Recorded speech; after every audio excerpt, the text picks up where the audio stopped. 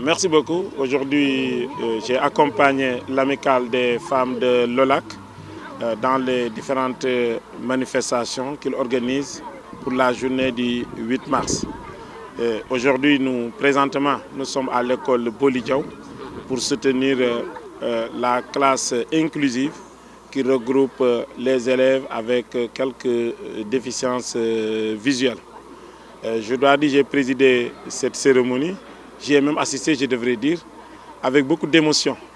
Beaucoup d'émotion de voir quand même le travail important que le corps enseignant est en train de mettre en œuvre pour que toute la population sénégalaise, quelle que soit sa situation, puisse participer, quand même puisse recevoir une éducation adéquate. J'ai vu les élèves lire des discours avec des mots de braille, mais surtout des élèves très enthousiastes, pleins de vie, malgré quand même la maladie. C'est le lieu que, pour moi, de féliciter d'abord les parents d'élèves, de féliciter aussi le monde enseignant, mais aussi féliciter les inspecteurs de l'IA, Madame l'inspectrice qui est représentée ici et de l'IF, qui nous ont accompagnés dans cette cérémonie. Vraiment, je leur demande de transmettre mon admiration et tous mes encouragements et mes félicitations au personnel enseignant de ce pays. Parce que quand même, il faut venir voir ce qui se passe dans ces classes inclusives pour se rendre compte du travail colossal que le monde enseignant est en train de dérouler. Féliciter aussi les femmes de l'OLAC, quand même, qui sont à leur 4e année quand même d'organisation de telles manifestations. Et je comprends aisément pour qu'à chaque année, même s'ils diversifient les autres structures qui les reçoivent, ils maintiennent toujours la classe inclusive de cette école. Comme je l'ai dit tout à l'heure, moi c'est la première fois que je viens ici. L'année dernière j'étais avec à l'ASBEF, il y a quelques années à la maison d'arrêt pour les femmes, mais je n'ai pas regretté de venir et je pense que l'OLAC s'est engagé à accompagner davantage ces classes inclusives sur tout le territoire communal. Waaw jërëjëf tey dama ne àndaloon l'amicale des femmes de l'OLAC ndax tey ñoom ñuy célébrer journée internationale de la femme ñoom nag ñu koy célébrer dañuy joindre li ñuy wax l'utile à l'agréable si activités yi ñu war a def de manière utile lii da si bokk ñëw tey fii école Boli Diaw jàppale classe bi ñuy wax classe inclusive bi xam ni xale yi xam ni dana am jafe-jafe gis dañ leen si de fi leen di jàngale. may wax ne ma fi jëkkee gis xale yi émotion laa amoon mais bi ñu demee tuuti rek admiration laa am admiration d'abord si xale yi vraiment gis ni ñu maîtriser seen li leen jàngal ba di lire ay braille yëpp mais admiration aussi si ñi leen di encadrer aussi bien si kër yi comme si école bi do gis ay xale yu enthousiaste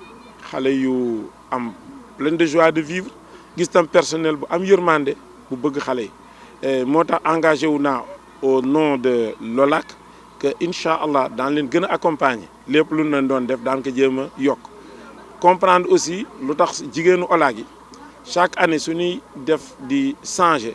mosuñu bëgg changer école bi su renee daan ko boole ak ASBEF wala ñu boole ko ak maison d'arrêt des femmes wala feneen wala école Boubacar Diop bi nekk des jeunes filles école primaire bi mais fii mosuñu ko bëgg changer mais comprendre naa ko ndax comme ni ma wax rek ku ñëw fii foog nga am admiration et beaucoup d'émotion di encourager aussi les femmes ne li seen journée la bu ñu fàtte ni nag leurs meilleurs amis ce sont nous les hommes mais daan ànd ak ñoom pour jàppale leen seen journée merci. Encore pour une fois encore de plus école Boli Diaw indi fi ay dons comme chaque année ni ñu koy defee pour jàppale xale yi nga xam ne seen gis-gis xawul leer ak ñi nga xamante ni seen bët dafa muuru waaw ñëwoon nag di leen soutenir encourager aussi xale yi ba ñu mën a mel na seen moroom yi nekk ci yeneen classes yi mën a jàngi normal waaw ñuy gërëm tamit suñu directeur général monsieur Aline Badara Diop moom mi ñu dooleel jàppale ñu ba journée bi mën a yemb waaw ñu ngi koy wax jaajëf di wax merci à toutes les femmes de l'OLAC à tout le personnel aussi di remercier aussi suñu ñin fi fekk ci école bi directeur bi responsable école classe bi ak monsieur Ndiaye bu INEFJA waaw di wax daal bonne fête bi comme ni ñu ko waxee rek comme dañu journée internationale des droits de la femme donc mu nekk journée boo xamante ne pour thème mu ren bi nekk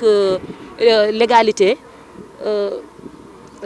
pour un avenir durable donc pour di ñaax jigéen ñi di leen soññ te wax ni fu jigéen taxaw fu góor taxaw jigéen war na fa mën a taxaw léegi représenté ndax gis nañu léegi parité bi nekk ci Sénégal fu góor nekk rek jigéen a ngi fi léegi donc di ñaax jigéen ñi ñu gën a dëgërlu gën a taxaw ndax jigéen mooy lépp waaw bu ñu waxee jigéen daal mooy lépp waaw.